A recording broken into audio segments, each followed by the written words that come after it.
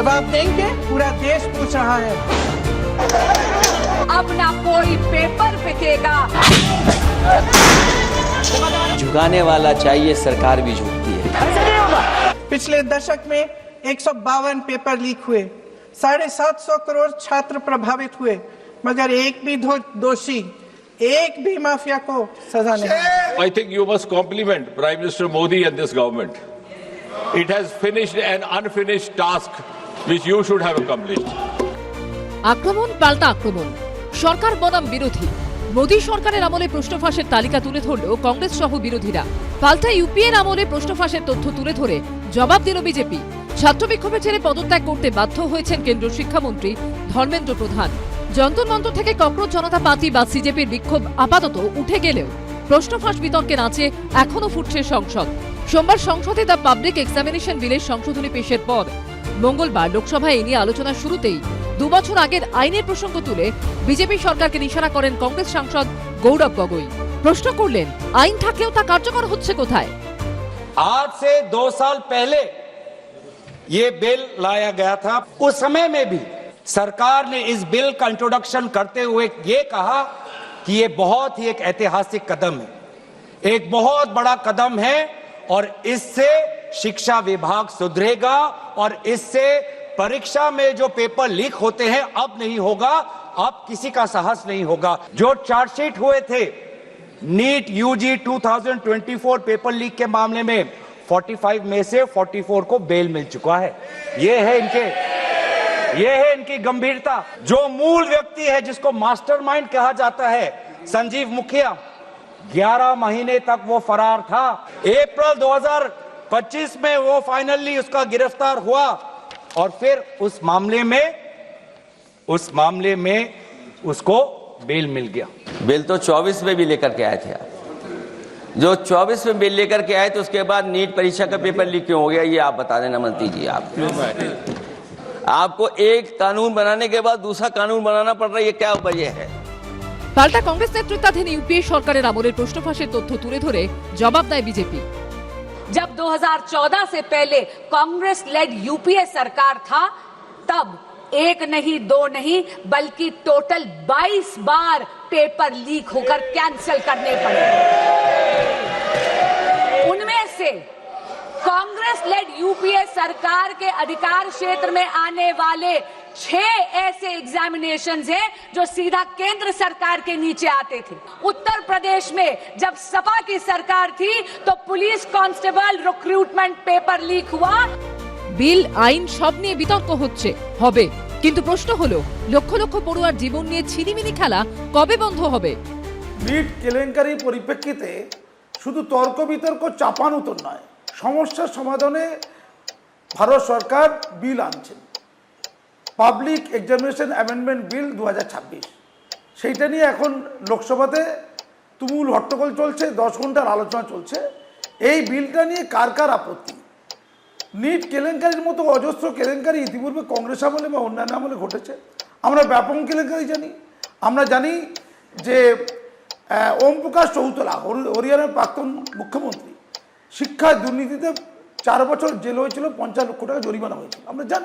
আমরা জানি কংগ্রেস আমলে একাধিক দুর্নীতি হয়েছে। 2004 সালে জয়েন্ট ব্রাঞ্চে মেডিকেলে, 2011 সালে, 2007 সালে, আমি বিস্তারিত যাচ্ছি না। একটার পর একটা দুর্নীতির ঘটনা ঘটেছে, কিন্তু যারা অপরাধী তাদের ঠিকমতো শাস্তি হয়নি।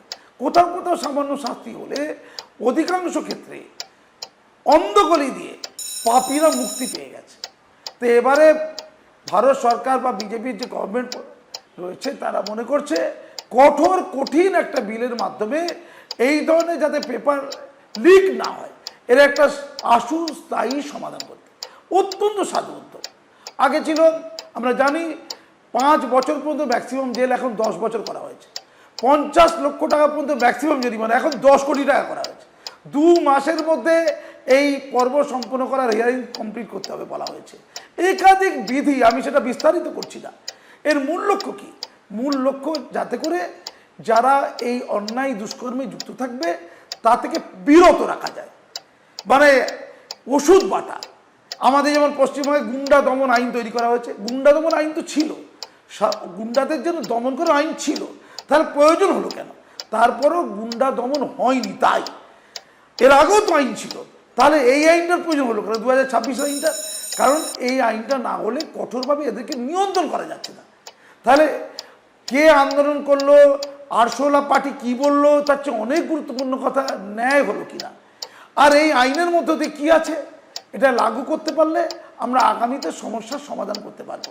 এছাড়া অনেকগুলো বিষয় যে যেমন ডিজিটাল প্রোগ্রাম, যেমন ডিজিটালি এটাকে দেখা, যেমন বর্তমান পৃথিবীতে যে এই দুর্নীতি বন্ধ করতে গেলে যে মডার্ন কিছু টেকনিক, সেই মডার্ন টেকনিকগুলো ইমপ্লিমেন্ট করার কথা এই আইনে বলা আছে।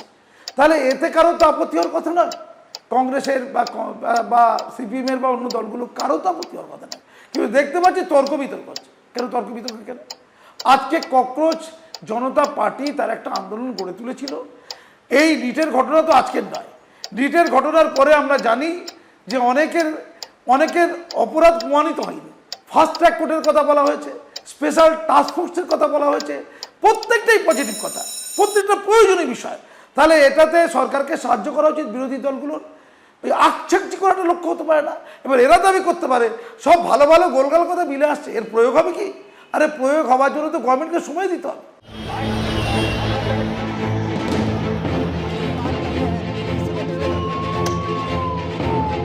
প্রশ্নফাঁস কাণ্ডে যন্তর মন্তরের ছাত্র যুবদের আন্দোলন নজর কেড়েছে গোটা দেশের। আন্দোলনকারীদের দমাতে সেখানেই পুলিশের বিরুদ্ধে পেলেট গান ব্যবহারের অভিযোগ উঠেছিল, জানিয়ে এর আগেই সংসদের বাইরে সরব হয়েছিল বিরোধীরা।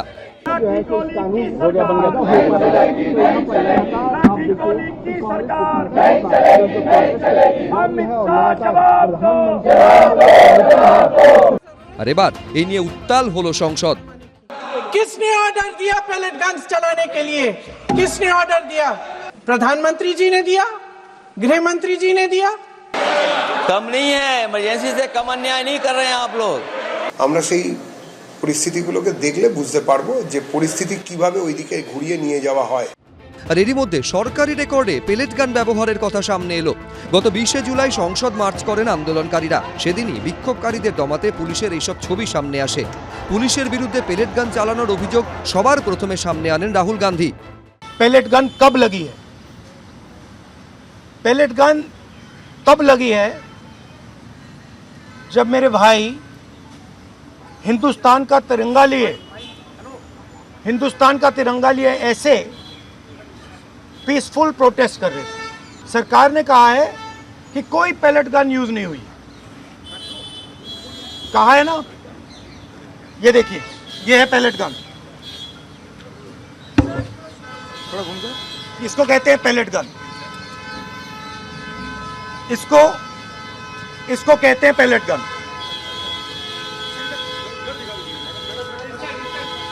ठीक है, और इनकी आंख डैमेज हो गई है, इनकी आंख से इनको दिखाई नहीं दे रहा है। মঙ্গলবার এই আঁচে তপ্ত হলো সংসদ চত্বরও। চলল দফায় দফায় স্লোগান, তীব্র হৈ হট্টগোল।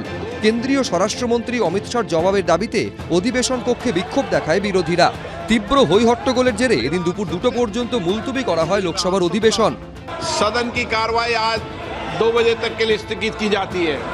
সারাদিনের জন্য পণ্ড হয়ে যায় রাজ্যসভার কর্মকাণ্ড। The House stands adjourned to meet at 11 a.m. on Wednesday, the 29th July 2026. এই প্রেক্ষাপটেই সামনে এসেছে চাঞ্চল্যকর তথ্য। 20 জুলাই সংসদ চলো অভিযানে 2 রাউন্ড ছররাগুলি চালিয়েছিল RAF. 22 July parliament street police স্টেশনে এই মর্মে একটি জেনারেল ডায়েরি দায়ের করা হয়, আর সেই জিডি করা হয় র্যাফের ডেপুটি কমান্ড্যান্টের দেওয়া তথ্যের ভিত্তিতে। দুপুর 1:30 নাগাদ দায়ের হওয়া সেই জেনারেল ডায়েরি অনুযায়ী নীল রঙের ইউনিফর্মে র্যাফ বাহিনী দিল্লি পুলিশের এক ডেপুটি কমিশনারের সঙ্গে যন্তর মন্তর এলাকার জোন 1-এর দায়িত্বে ছিল। জিডিতে আরও বলা হয়েছে, ঘটনার দিন প্রাণঘাতী নয় এমন 55টি শেল ফাটানো হয়েছিল, যার মধ্যে 15টি ইলেকট্রিক্যাল শেল, 5টি কাঁদানে গ্যাসের শেল ফাটানো হয়, 2 রাউন্ড প্লাস্টিক পেলেট ছোড়া হয়েছিল। देश के युवाओं पर पैलेट गन्स और AK-47 चलवाने की क्या आवश्यकता थी? क्या वे आतंकवादी थे? हाँ, कांग्रेस बोल रही है। जवाब दीजिए, जवाब दीजिए। कांग्रेस बोल रही है, जवाब मांग रही है, जवाब दीजिए। जवाब देगा गृह मंत्री जी, जवाब देंगे। किसने ऑर्डर दिया? किसने ऑर्डर दिया पैलेट गन्स चलाने के लिए? किसने ऑर्डर दिया?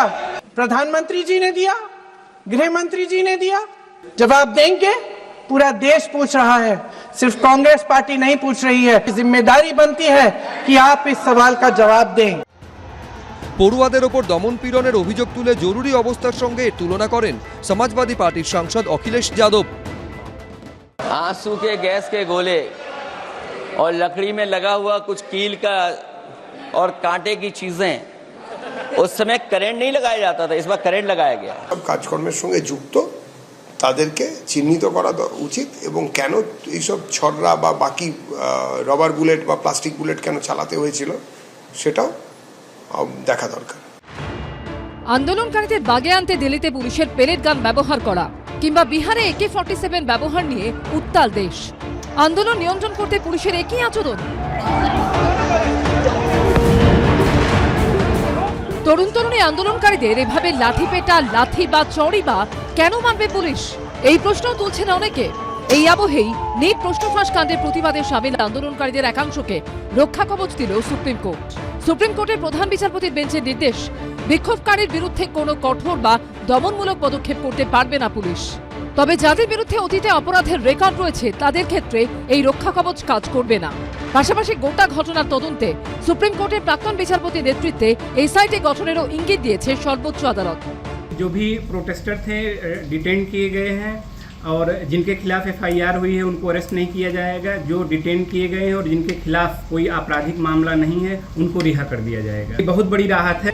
প্রশ্ন ফাঁস কাণ্ডে জেন জির প্রতিবাদ আন্দোলন ঘিরে প্রায় মাসখানেক ধরে তপ্ত ছিল দিল্লির যন্তর মন্তর।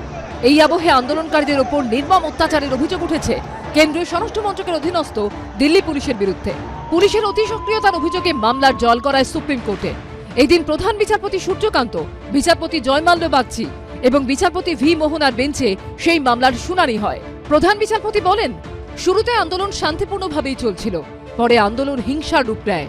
প্রধান বিচারপতি বলেন, এর নেপথ্যে দুটি কারণ থাকতে পারে, হয় পুলিশ অতিরিক্ত কঠোর পদক্ষেপ নিয়েছিল অথবা বিক্ষোভকারীদের মধ্যে এমন লোকেরা ঢুকে পড়েছিল যারা হিংসায় উস্কানি দিতে চেয়েছিল। মামলাকারীর আইনজীবী বলেন, পুলিশের উচিত ছিল বল প্রয়োগ থেকে বিরত থাকা। তার অভিযোগ, এমন পুলিশ কর্মীরাও ছিলেন যারা ইউনিফর্মে ছিলেন না, কিন্তু তাদের কাছে অস্ত্র ছিল এবং তারা বল প্রয়োগ করছিলেন। এই ঘটনার যথাযথ তদন্ত এবং পুলিশের জবাবদিহির দাবি করেন মামলাকারীর আইনজীবী। উত্তরে প্রধান বিচারপতি বলেন, একবার প্রোটোকল তৈরি হয়ে যাওয়ার পরে এই ঘটনার দায় কার সেটা সামনে আনার কাজটা সহজ হয়ে যাবে। सुप्रीम कोर्ट अगर कुछ युवाओं के हित में कर रही है तो हम वेलकम करते हैं। ऐसे भी सारे डिटेनीज थे, अरेस्टीज थे, उन सबको फ्री करना चाहिए, ये हमारा एक मुख्य डिमांड था।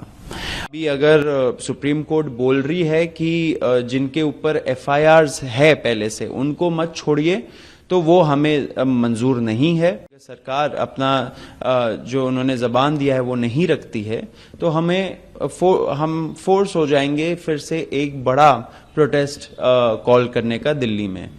ককরোচ জনতা পার্টির প্রতিষ্ঠাতা অভিজিৎ দীপকেও এক্স স্যান্ডেলে কার্যত হুঁশিয়ারি সুরে বলেছেন, যদি পুলিশের হাতে ছাত্রছাত্রীদের হয়রানি এভাবেই চলতে থাকে তাহলে ককরোচ জনতা পার্টি শীঘ্রই একটি বিশাল শান্তিপূর্ণ প্রতিবাদের মধ্যে দিয়ে তার জবাব দেবে। ছাত্রছাত্রীদের টার্গেট করা এবং তাদের হয়রানি বন্ধ করতে হবে। নিটের প্রশ্ন ফাঁসের প্রতিবাদে বিহারের সিওয়ানে এক পুলিশ কর্মীর বিরুদ্ধে AK-47 ব্যবহারের অভিযোগ ওঠে। এই দিন শুনানিতে এই প্রসঙ্গ তুলে মামলাকারীর আইনজীবী বলেন, আমরা AK-47 এর ব্যবহার পেলেট গানের ব্যবহারের মতো কথা জানিয়েছি। অপর এক আইনজীবী দিল্লির কনট প্লেসে ইলেকট্রিক ব্যাটন ব্যবহারের অভিযোগও তোলেন।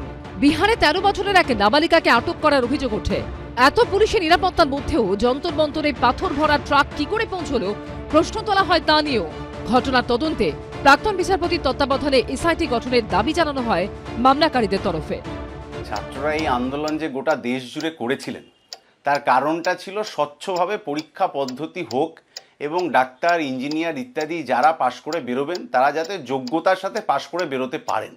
গত 10-12 বছর ধরে যে 150টা পরীক্ষার প্রশ্নপত্র লিক হয়েছে গোটা দেশের বিভিন্ন জায়গায়, তার মধ্যে পশ্চিমবাংলাও আছে, সব ক্ষেত্রেই ছাত্রছাত্রীরা তাদের আন্দোলন করেছিলেন স্বচ্ছভাবে স্থায়ী নিয়োগ যাতে হয়, স্বচ্ছভাবে পরীক্ষা ব্যবস্থা যাতে হয় তার জন্য।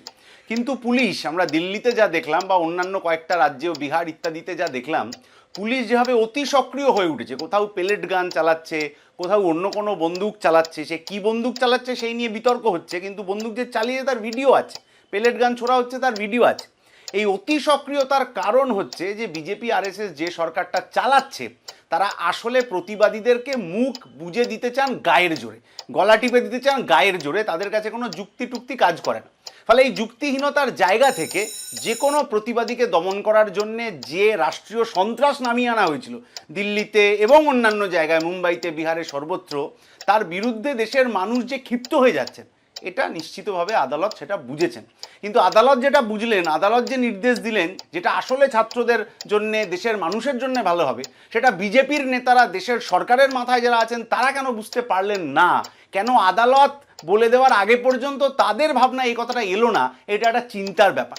একটা এত বড় ক্যাবিনেট মিটিং হচ্ছে, সেখানে মন্ত্রীদেরকে বলতে হচ্ছে আমরা ইনস্টাগ্রামে বেশি করে নিজেদেরকে এনগেজ করব, যাতে করে আন্দোলনটা কি হচ্ছে না হচ্ছে খবর নেওয়া যায়। মানে মচকাবো তবু ভাঙবো না আর কি। আসলে এই একটা পরীক্ষা দুটো পরীক্ষার ব্যাপার নয়।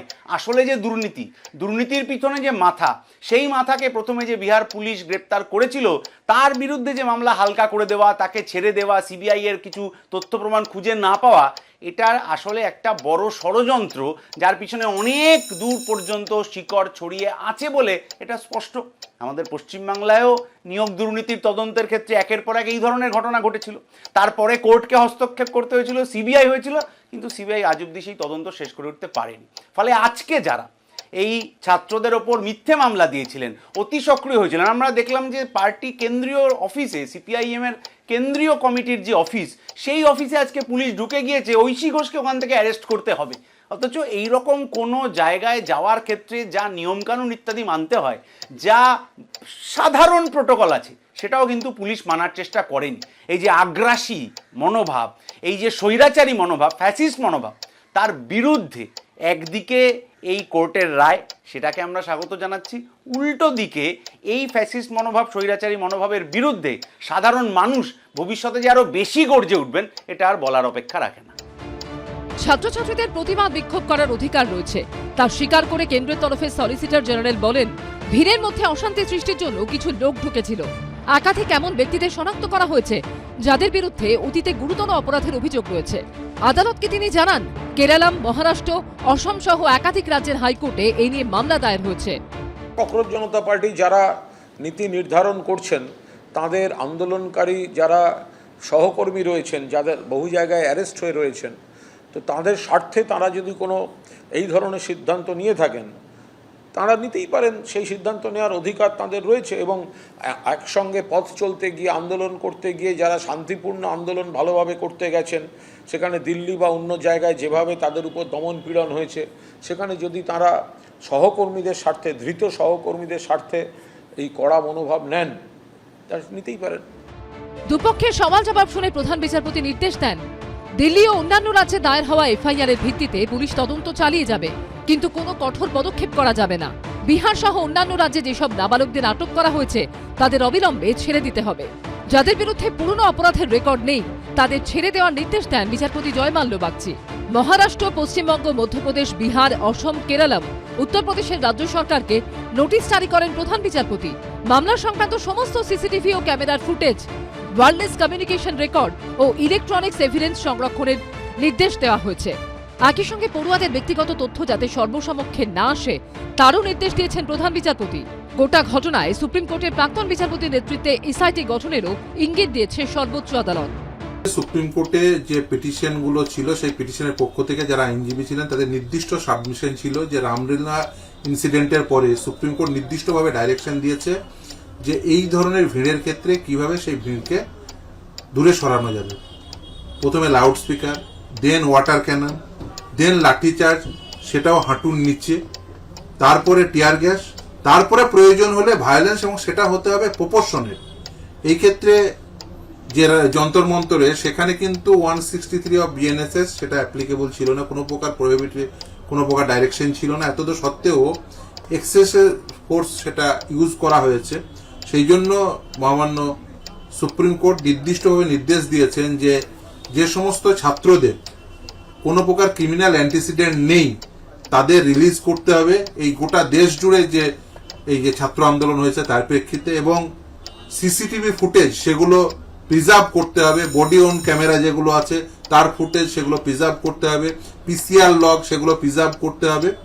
কেন্দ্রের পক্ষ থেকে সলিসিটর জেনারেলের সাবমিশন ছিল নির্দিষ্ট, যে তিনি বলেছেন যে যদিও এই যে এক্সেসিভ ফোর্স ইউজড হয়েছে তার ফলে 250 পুলিশ কর্মী তারা আহত হয়েছেন, এবং তার সাবমিশনও অত্যন্ত নির্দিষ্ট যে তিনি মনে করছেন না বা কেন্দ্র মনে করছে না যে এটা ছাত্রদের দ্বারা হয়েছে, দাদা সেখানে কিছু অ্যান্টি সোশ্যাল এলিমেন্ট ছিলেন। এই সমস্ত বিষয়টি শোনার পরে সুপ্রিম কোর্ট বিভিন্ন সরকারের, কেন্দ্রের সরকারের অ্যাজ ওয়েল অ্যাজ স্টেট গভর্নমেন্টগুলো, দিল্লি, আসাম, বিহার, ওয়েস্ট বেঙ্গল সমস্ত স্টেট গভর্নমেন্টের ওপিনিয়ন শর্টফল করেছেন। যা ডাইরেকশন দিয়েছেন সেটা হচ্ছে ইন্ট্রিম ডাইরেকশন, যে ওই ছাত্রদের বিরুদ্ধে কোনো প্রকার স্টেপ নেওয়া যাবে না এবং ইন দ্য মিনওয়াইল ছাত্রদের রিলিজ করে দিতে হবে, এবং এই যে সিসিটিভি ক্যামেরা সহ সমস্ত ফুটেজগুলো সেগুলো প্রিজার্ভ করতে হবে।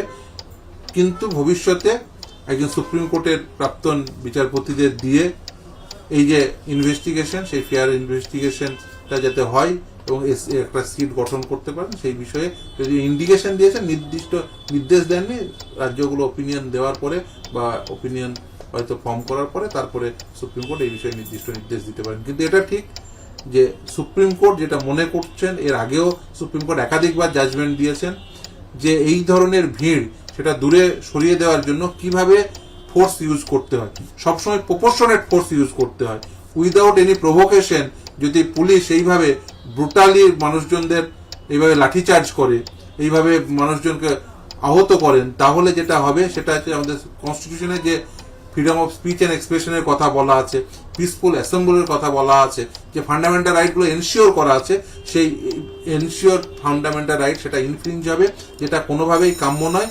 এবং এই ধরনের আর্টিকেল 12 অথরিটি যেটা কোনোভাবেই করতে পারেন না, তার প্রেক্ষিতে দাঁড়িয়ে আজকে সুপ্রিম কোর্ট বিভিন্ন যে পিটিশনগুলো ছিল, ইভেন অ্যাডভোকেটরা তারা বিভিন্ন থানায় যখন গেছেন সেই থানাতেও তাদের সঙ্গে দুর্ব্যবহার করা হয়েছে, সেটাও আজকে সুপ্রিম কোর্টের সামনে অ্যাডভোকেটরা তুলে ধরেছে। যে রাজ্যগুলিকে নোটিশ জারি করা হয়েছে তার মুখ্য সচিবদের পরবর্তী শুনানিতে ভিডিও কনফারেন্সের মাধ্যমে যোগ দিতে নির্দেশ দিয়েছে সুপ্রিম কোর্ট। আদালত যা বলেছেন সেটা নিয়ে নিশ্চয়ই আলোচনা সংশ্লিষ্ট মহল করবেন। যে বিষয়টা আমরা বলতে পারি যে আমরা যেটা দেখেছি, যাদের সঙ্গে কোনোভাবেই ছাত্র বা পড়াশুনোর সঙ্গে যারা কোনোভাবেই যুক্ত নন তারা আন্দোলনে নেমেছিলেন এবং মূলত ভাঙচুর ইত্যাদি তারাই করেছে। আমরা ছাত্রদের আন্দোলন করার বিরুদ্ধে নই, কেননা সেটা সেই বিরুদ্ধাচরণ করা মানে হচ্ছে সংবিধানের বিরুদ্ধাচরণ করা। কিন্তু ছাত্র আন্দোলনের নামে, ছাত্র আন্দোলনের মুখোশ পরে যারা রাষ্ট্রের বিরুদ্ধে কার্যত যুদ্ধ ঘোষণা করেছে, সংবিধানকে উল্টে ছুঁড়ে ফেলে দেওয়ার চেষ্টা করেছে, যারা বিভিন্ন সময় অন্যায় করার চেষ্টা করেছে বা মহিলা সাংবাদিকদের শ্লীলতাহানি করেছে, এমনি সাংবাদিক কুলের বুম, ক্যামেরা, সম্পত্তি এইসব ধ্বংস করেছে, ফিজিক্যালি ম্যানহ্যান্ডেল করেছেন, তাদের বিরুদ্ধে কড়া ব্যবস্থা নেওয়া উচিত। ছাত্র আন্দোলন আলাদা জিনিস এবং এই ধরনের কাজকর্ম অন্য ধরনের জিনিস। মহামান্য সুপ্রিম কোর্ট ছাত্রদের বিরুদ্ধে কোনো রকম ব্যবস্থা নিতে বারণ করেছেন, কিন্তু ছাত্র আন্দোলনের ছদ্মবেশে যারা ছাত্র নয় তারা যদি কোনো রকম গোলমাল করেন তাহলে তাদের বিরুদ্ধে সরকার ব্যবস্থা নেবেন, কেননা আইনে সেরকমই বলা আছে এবং এই রায় তার ব্যতিক্রম নয়। বিভিন্ন সময় যারা কলকাতাতে একদম দিন সময় দেখে, প্রতি শুক্রবারই হবে আর আবার বিকেলের দিকেই হবে, দুপুরের পরে, এটা দেখে দেখে যেসব আন্দোলনের নামে যা যা করেছেন, সেটা 46-এর 16ই আগস্টের গ্রেট ক্যালকাটা কিলিংয়ের ডাকই হোক, কিংবা সিএর আন্দোলনই হোক, কিংবা এই আরশোলা ছারপোকাদের আন্দোলনই হোক, সবই ওই একই রকম ভাবেই হয়েছে। এটার পেছনে কে বা কারা আছে এটাকে খুঁটিয়ে দেখা দরকার, খুব ভালোভাবেই খুঁটিয়ে দেখা দরকার, এবং রাষ্ট্রবিরোধিতাকে কখনোই কোনো রকম ছাত্র আন্দোলনে তকমা দেওয়া যাবে না। 2017 সাল থেকে আরম্ভ করে অর্থাৎ 2017 সালের নভেম্বরে এনটিএ প্রতিষ্ঠিত হয়, তারপর থেকে আজ পর্যন্ত 270টা প্রবেশিকা পরীক্ষা নিয়েছে এনটিএ। 6,60,00,000 ক্যান্ডিডেট তারা রেজিস্টার করেছে। এদের আয়, এনটিএর আয় এবং ব্যয়ও বেড়েছে, কিন্তু তার সঙ্গে পাল্লা দিয়ে আয়ও বেড়েছে। অথচ পরিকাঠামোর দিকে তাকালে দেখা যাচ্ছে 39টা কেবলমাত্র পার্মানেন্ট স্টাফ, মানে যেটা আজকে সিপিআইএম সাংসদ ভি সিদ্ধাসনের প্রশ্নের উত্তরে সুকান্ত মজুমদার জানিয়েছেন। এটা কিন্তু হয়তো একটু কম, 2024 সাল থেকে এইরকম অবস্থা আসছে, অথচ এর দিকে কোনো নজর নেই। গোটা ভারতে ককরোচ জনতা পার্টির আন্দোলন যে ক্যান্ডিডেটদের তথা ছাত্রছাত্রীদের এই প্রবেশিকা পরীক্ষা যারা গ্রহণ করছে তাদের প্রতি এবং গোটা পরীক্ষা ব্যবস্থার প্রতি যে একটা ভীষণ বিশ্বাসের অভাব বা বিশ্বাসের সংকট তৈরি হয়েছে সেটা প্রকাশ করেছে। অথচ সরকারের একটা অদ্ভুত ঢিলেঢালা মনোভাব, অর্থাৎ সরকার যেন ধরেই নিয়েছে তাদের কিছু যায় আসে না, তার কারণ তারা ভোটে জিতছে, সংসদে ভিন্ন ভিন্নভাবে তারা আসন দখল করছে। অর্থাৎ যেমন তৃণমূলের যারা 20 জন সদস্য লোকসভার সদস্য, তাদেরকে তারা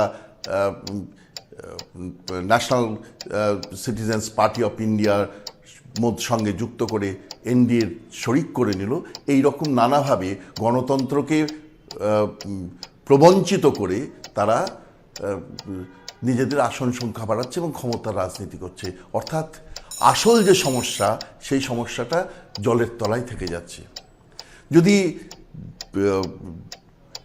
ভালোভাবে দেখবার কথা বলেন, তাহলে সরকার জাতীয় নিরাপত্তাকে বা হিন্দু মুসলমানের যে সমস্যা, অর্থাৎ অনুপ্রবেশের যে সমস্যা, ডেমোগ্রাফি বদলে যাচ্ছে, এই সমস্ত সমস্যাকে যতখানি গুরুত্ব দিয়ে দেখছে, শিক্ষাকে তার তলানি গুরুত্বটুকুও দেওয়া হচ্ছে না।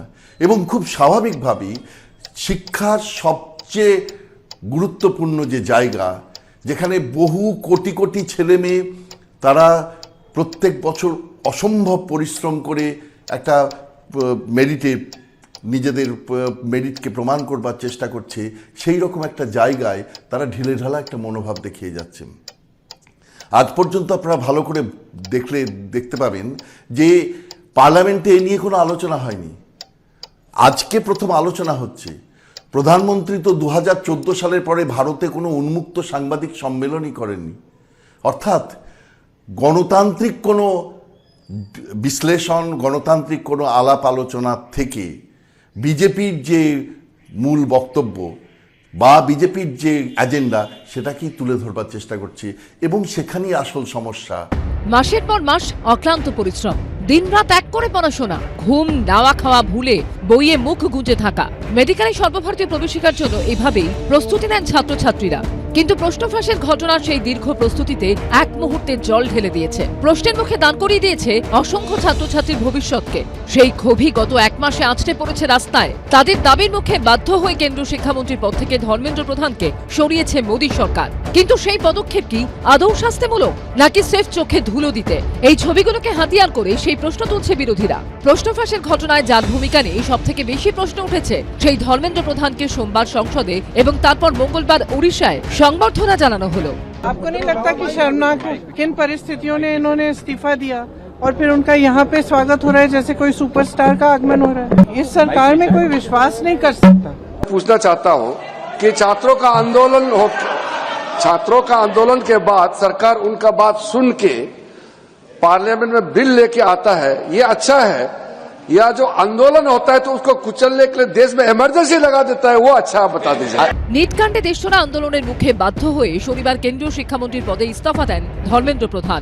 এরপর সোমবার প্রথম সংসদে আসতেই তাকে স্বাগত জানান বিজেপির বেশ কয়েকজন সাংসদ। তার মাথায় পাগড়ি পরিয়ে দেওয়া হয়। এরপরই লোকসভার বিরোধী দলনেতা রাহুল গান্ধী সোশ্যাল মিডিয়ায় সেই ছবি পোস্ট করেন। সেই সঙ্গে তিনি লেখেন, ধর্মেন্দ্র প্রধান দুর্নীতি এবং ভারতের ধ্বংস হয়ে যাওয়া শিক্ষা ব্যবস্থার প্রতীক এবং তাই থাকবেন। এই শিক্ষা ব্যবস্থায় 26 জন ছাত্রছাত্রীর প্রাণ নিয়েছে এবং লক্ষাধিক পড়ুয়াকে রাস্তায় নামতে বাধ্য করেছে। ধর্মেন্দ্র প্রধান কোনো নৈতিক কারণে পদত্যাগ করেননি, ছাত্রদের ক্ষোভের মুখে বাধ্য হয়েছেন। আর বিজেপি সেই ব্যক্তিকে সংসদে মালা পরাচ্ছে। লক্ষ লক্ষ ছেলেমেয়ের ভবিষ্যৎ ধ্বংসের উৎসব চলছে। দেশের প্রত্যেক ছাত্রছাত্রী এটা দেখছে। যারা যারা এটা করলেন সেই প্রত্যেকটা মুখ মনে থাকবে। এর রেশ কাটতে না কাটতেই মঙ্গলবার নিজের রাজ্য ওড়িশায় ফেরেন ধর্মেন্দ্র প্রধান। বিমানবন্দরে নামার পরেই ওড়িশার সম্বলপুরের বিজেপি সাংসদকে উত্তরীয় পরিয়ে দেন তারা। আর এই ছবি নিয়েই প্রশ্ন তুলতে শুরু করেছে বিরোধীরা। আন্দোলনের চাপে যখন ইস্তফা দিতে হলো, প্রথমে তো বলেছিলেন ইস্তফা দেবেন না, তো সেই ইস্তফা যখন দিতেই হলো তো তখন তো কেন্দ্রীয় সরকারের মুখ তো পুড়েছে। এখন এই ফেস সেভিং এর খানিকটা ঘুরপথে তিনি যাওয়ার পর যারা চাইছিল না ইস্তফা, যারা নতুন প্রজন্মকে দমন পীড়ন করতে চাইছিল, তারা ধর্মেন্দ্র প্রধানজিকে সম্বর্ধনা দিয়েছে, এই করেছে ওই করেছে, তাদের ব্যাপার। ধর্মেন্দ্র প্রধান কোনো রকম অন্যায় করেছেন সরাসরি, বা তিনি লোকের বাড়ি বাড়িতে গিয়ে সৎরঞ্জন অসৎরঞ্জনদের থ্রু দিয়ে প্রশ্নপত্র বিক্রি করেছেন, বা তার খাটের তলা থেকে প্রচুর টাকা পাওয়া গেছে, বা বান্ধবীর বাড়ি থেকে প্রচুর টাকা পাওয়া গেছে, এইসব ব্যাপারে এরকম তো কোনো কিছু ঘটেনি। বা ধর্মেন্দ্র প্রধান এরকমও কোনো বিবৃতি দেননি ঘটনার পরে যে শরীর থাকলে যেরকম জ্বর হয় সেরকম মহিলারা রাস্তায় থাকলে রেপও হয়, সেরকম প্রশ্নপত্র থাকলে সেটা ফাঁসও হয়, এরকম কথা ধর্মেন্দ্র প্রধান বলেননি। সুতরাং ধর্মেন্দ্র প্রধান যেটা করেছেন বৃহত্তর স্বার্থে এবং একটা ছাত্র সমাজের আন্দোলনের প্রতি একটা মান্যতা এবং সংবিধানের প্রতি দায়বদ্ধতা থেকে করেছেন। সেই ক্ষেত্রে তাকে অপরাধী বলে চিহ্নিতকরণের যে কাজটা করা হচ্ছিল সেখান থেকে তিনি অনেক অনেক যোজন দূরে। কিন্তু ভারতীয় জনতা পার্টির যে নীতি, যে আদর্শ, সেই অনুযায়ী তিনি কাজ করেছেন, যে কাজ একদা শ্রী লালকৃষ্ণ আদবানিকেও করতে দেখা গেছিল। সুতরাং তিনি সেই পূর্বসূরীদের পদাঙ্ক অনুসরণ করেছেন। লজ্জিত হবার মতন তিনি কিছু করেছেন বলে আমার বিশ্বাস নেই। অনেকে প্রশ্ন তুলছেন, দেশজোড়া ছাত্র যুব আন্দোলনের পর বাধ্য হয়ে মোদী মন্ত্রিসভা থেকে ধর্মেন্দ্র প্রধানকে সরানো হলেও বারবার তাকে সংবর্ধনা দিয়ে বিজেপিকে এটাই প্রমাণ করার চেষ্টা করছে না যে তারা আরএসএস ঘনিষ্ঠ ও মোদী অমিত শাহের বিশ্বস্ত ধর্মেন্দ্র প্রধানের পুরোপুরি পাশে আছে। এটা কি আন্দোলনকারীদের সঙ্গে দ্বিচারিতা নয়? এখানে প্রথম থেকে বিজেপি সরকারের নীতি ছিল যা কিছু হোক আমাদের কোনো মন্ত্রী পদত্যাগ করবে না, মন্ত্রী পদত্যাগ করতে বাধ্য হয়েছে। এটা প্রথম নম্বর ভাবতে হবে যে এটা তাদের যে অসহায়তা সেটাকে আরো মেকআপ করবার একটা চেষ্টা, হাস্যকর প্রচেষ্টা তারা চালাচ্ছে।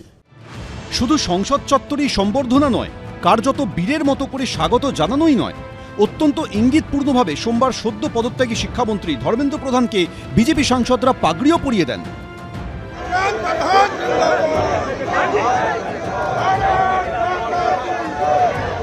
এরপর মঙ্গলবার ওড়িশাতেও সম্বর্ধনা দেওয়া হলো সদ্য প্রাক্তন শিক্ষামন্ত্রী ও বিজেপি সাংসদ ধর্মেন্দ্র প্রধানকে।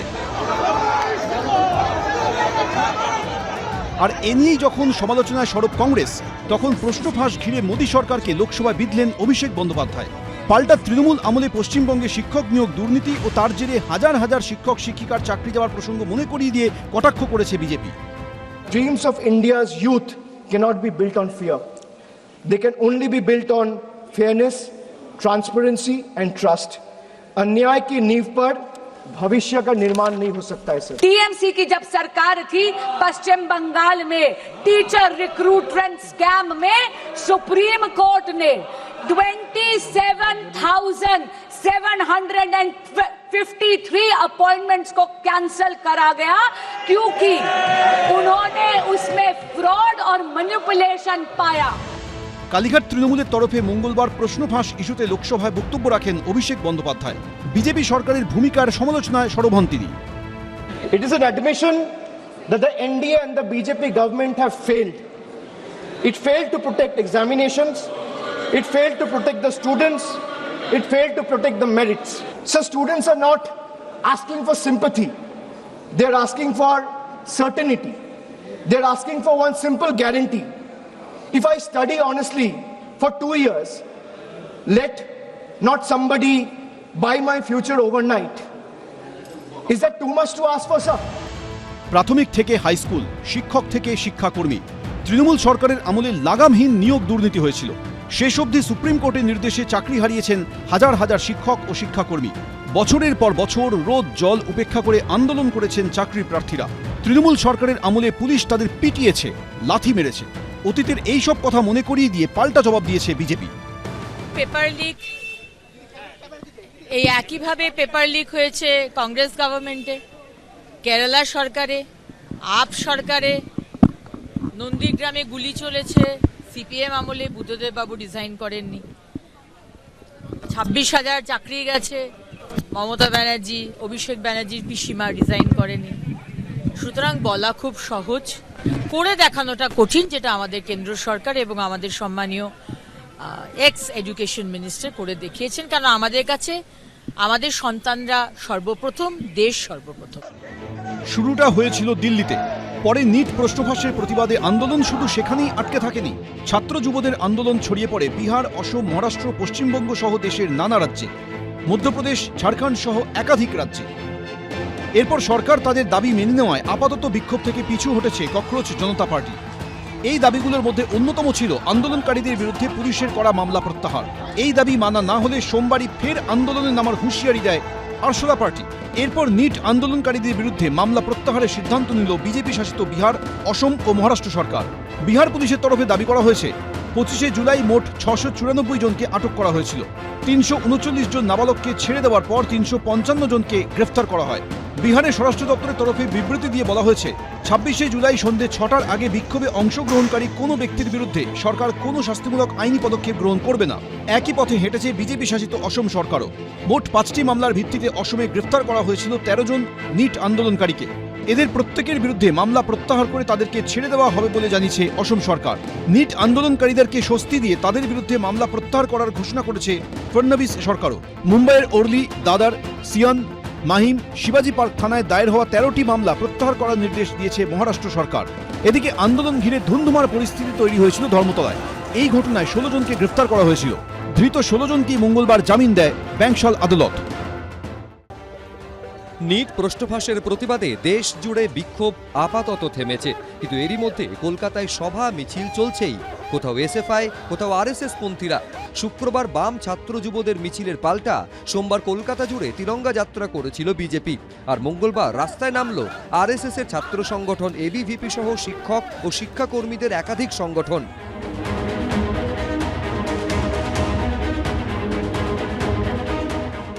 নিটের প্রশ্নফাঁস কাণ্ডে প্রতিবাদের নামে দেশবিরোধী কার্যকলাপের অভিযোগ তুলে পথে নামল তারা। হাতে ছিল জাতীয় পতাকা। হাওড়া থেকে শুরু হয় মিছিল, শেষ হয় ধর্মতলায়। মিছিল শেষে গাড়ির ওপরে অস্থায়ী মঞ্চ তৈরি করে সভা করে তারা। অন্যদিকে আরেকটি মিছিল শুরু হয় শিয়ালদা স্টেশন থেকে। এই মিছিলে অখিল ভারতীয় বিদ্যার্থী পরিষদের পাশাপাশি অংশ নেয় শিক্ষা সংস্কৃতি ও সুরক্ষা মঞ্চ, অখিল ভারতীয় রাষ্ট্রীয় শৈক্ষিক মহাসংঘ, ভারতীয় শিক্ষা মণ্ডলের মতো একাধিক সংগঠন। ককরোচদের বিরুদ্ধে বিদ্যার্থী পরিষদ এবং সাধারণ ছাত্রছাত্রীরা, লাল ককরোচ দেখলেই আপনারা জানেন ককরোচ কতটা ক্ষতিকারক, তাদের সাথে লাল হিট আমরা লাগাবো এবং যারা এই ককরোচদেরকে সাপোর্ট করছে, সেই যে লাল সেকুমাকু, তাদেরকেও ভালো করে ব্যবস্থা করার জন্য আমরা তৈরি আছি। নক্কারজনক ঘটনা ঘটছে, সেই আন্দোলন গণতান্ত্রিকভাবে হতে পারে, ছাত্ররা করতেই পারে, কিন্তু সেই আন্দোলনকে কেন্দ্র করে দেশবিরোধী স্লোগান চলছে দেখতে পাচ্ছি। এটার বিরুদ্ধে আমরা ভারতবর্ষের রাষ্ট্রবাদী যারা ছাত্র, শিক্ষক, অধ্যাপক, তারা কলকাতায় রাস্তায় নেমেছে। পথে নামে সিপিএমের ছাত্র সংগঠন এসএফআইও। ন্যাশনাল টেস্টিং এজেন্সি অর্থাৎ নিটের পরীক্ষা নিয়ামক সংস্থাকে বাতিল ঘোষণা করা হোক, এই দাবিতেই কলেজ স্ট্রিটের বাটা মোড় থেকে কলকাতা বিশ্ববিদ্যালয়ের সামনে অবধি মিছিল করে এসএফআই সহ অন্যান্য বামপন্থী ছাত্র সংগঠন। গোটা দেশ জুড়ে একের পর এক প্রতিটা প্রান্ত থেকে এই আন্দোলনের সাথীদেরকে, কর্মীদেরকে, নেতৃত্বদেরকে মিথ্যে মামলা দিয়ে অ্যারেস্ট করা হচ্ছে। আমাদের কলকাতার বুকেও র্যান্ডম অ্যারেস্ট চলছে। ইচ্ছে করে মানে সাম্প্রদায়িক উস্কানি তৈরি করবার জন্য কমিউনাল প্রভোকেটিভ অ্যারেস্ট করা হচ্ছে। এদিকে মঙ্গলবার সন্ধেয় দিল্লিতে সিপিএমের সদর দপ্তর একে গোপালন ভবনে পৌঁছয় কেন্দ্রীয় স্বরাষ্ট্র মন্ত্রকের অধীনস্থ দিল্লি পুলিশ। সিপিএমের দাবি 2021-এর একটি মামলার ওয়ারেন্ট দেখিয়ে ঐশী ঘোষকে হেফাজতে নিতে চায় দিল্লি পুলিশ। কেন্দ্রীয় স্বরাষ্ট্র মন্ত্রকের অধীনস্থ দিল্লি পুলিশ জোর করে সদর দপ্তরে ঢোকার চেষ্টা করে বলেও দাবি সিপিএমের। দিল্লি পুলিশ সূত্রে দাবি 2021 সালের একটি মামলায় ঐশীকে জিজ্ঞাসাবাদ করতে যান তারা। সদর দফতরে পুলিশ আসার খবর পেয়ে সেখানে চলে আসেন সিপিএম এর রাজ্যসভার সাংসদ জন ব্রিটাস। এ নিয়ে সাময়িক হুলস্থুল বাধে। Today the Delhi police officers barged into the office of the CPM, which is a national party, and they wanted to take Aishi Ghosh into custody. She is one of the faces of the Jantar Mandar agitation. They say that there is a warrant against her, which is of 2021 case. But I checked up with that police officer. They say that the warrant was issued her. But the fact is that even in their records, the warrant was communicated over phone. You cannot communicate a warrant on telephone. It should be personally handed over. CPM এর আবার গণতন্ত্র। CPM যারা নেতাই করেছে, যারা মরিচঝাপি করেছে, যারা বানতলা করিয়েছে, যারা বিভিন্ন সময় অত্যাচার করেছে, যারা শিপ্রা ঘোষের মতন ঘটনা ঘটিয়েছে, তাদের আবার গণতান্ত্রিক অধিকার নিয়ে তারা কথা বলছে। এদিকে নিট কাণ্ডের আবহে জোর চাপানুতর চলছে দিল্লির রাজনীতিতে। দেশ জোড়া আন্দোলনের মুখে ধর্মেন্দ্র প্রধান ইস্তফা দিতে বাধ্য হওয়ায় আপাতত কেন্দ্রীয় শিক্ষামন্ত্রকের দায়িত্ব সামলাচ্ছেন প্রহ্লাদ যোশী, যিনিও আরএসএস ঘনিষ্ঠ ও মোদী অমিত শাহর অত্যন্ত বিশ্বস্ত। তাকে নিয়েও শুরু হয়েছে রাজনৈতিক চাপানুতর। Who is a defender of rapists? That's the most filthy type of man. There can be no filthier man than somebody who says that rapists need protection. That is the education minister of India today. It's strange. It's a strange reaction from the prime minister that there are so many people in his cabinet. He could have chosen any one of them, but he chooses a person who protects rapists. ये जो अखिलेश यादव, राहुल गांधी, इन सारे लोगों को उन युवाओं ने नकार दिया। सीधा सरकार से बात की और सरकार ने भी सीधा छात्रों से बात की। क्रेडिबिलिटी को इनकी विश्वसनीयता इतना गिर गई कि वो आंदोलनकारियों ने किसी को पूछा नहीं। इसीलिए अपना तो याद नहीं रहा, दूसरे पर आरोप लगा रहे हैं। নিটের প্রশ্নফাঁস কাণ্ডের প্রতিবাদে দেশজোড়া জেন জি আন্দোলনের জেরে কেন্দ্রীয় শিক্ষামন্ত্রীর পদ থেকে ইস্তফা দিতে বাধ্য হয়েছেন ধর্মেন্দ্র প্রধান। পড়ুয়াদের উপর ছড়রা গুলি ও AK-47 থেকে গুলি চালানোর অভিযোগে প্রশ্নফাঁস নিয়ে প্রতিদিন মোদী সরকারের উপর চাপ বাড়াচ্ছে বিরোধীরা। अमित शाह जवाब दो, जवाब दो, जवाब दो, लाठी का हिसाब दो, हिसाब दो, हिसाब दो। এই পরিস্থিতিতে বিজেপি বিরোধী আম আদমি পার্টি শাসিত পাঞ্জাবেও একের পর এক সরকারি পরীক্ষার প্রশ্নপত্র ফাঁসের অভিযোগ উঠেছে। মঙ্গলবার পাঞ্জাবের প্রশ্ন ফাঁসের অভিযোগকে হাতিয়ার করে সংসদ চত্বরে বিক্ষোভ দেখায় বিজেপি। প্রশ্নফাঁস কাণ্ডে পাঞ্জাবের শিক্ষামন্ত্রী হরজোত সিং বেইনসের পদত্যাগের দাবিতে সংসদ চত্বরে বিক্ষোভে সামিল হন বিজেপি সাংসদরা।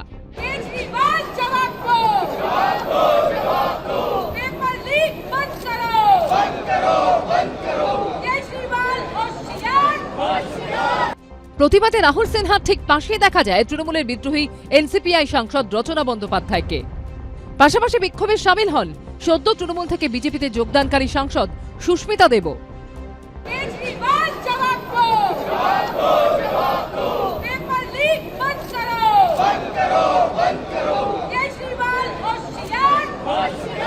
एक तरफ वो रोज वीडियोस बनाते हैं कि जेनजी को सड़क पे आना चाहिए, देश को नेपाल बना देना चाहिए, और जब पंजाब में युवा पीसफुली जाकर इन सब इश्यूज के ऊपर प्रोटेस्ट करते हैं तो उनके ऊपर उनकी सरकार में जो पुलिस है, पंजाब पुलिस, वो बर्बरता से लाठीचार्ज करती है। अरविंद केजरीवाल जी को ये डबल स्टैंडर्ड्स छोड़ देने चाहिए और पंजाब के एजुकेशन मिनिस्टर का हर हाल में इस्तीफा होना चाहिए। যদিও প্রশ্নফাঁসের যাবতীয় অভিযোগ উড়িয়ে দিয়েছেন আপ শাসিত পাঞ্জাবের মুখ্যমন্ত্রী। पंजाब में पेपर लीक नहीं हुआ था। हमारे पास एक चीटिंग का मामला आया था। पिछले दिनों फार्मेसी का एक एग्जाम था, 11 बजे एग्जाम शुरू हुआ, 11:15 तक हमें पता चल गया कि कोई ब्लूटूथ वाले पेन से ना स्कैनिंग करके कोई बच्चा बाहर से अपने हेडफोन के जरिए कोई उनको करवा रहा था एग्जाम, मतलब आंसर बता रहा था। इमीडिएटली पुलिस ने एक्शन लेके 10 स्टूडेंट और 11 बाहर के जो गैंग था उनको पकड़ के जेल में दे दिया। एबीपी आनंद एगिए थाके एगिए राखे।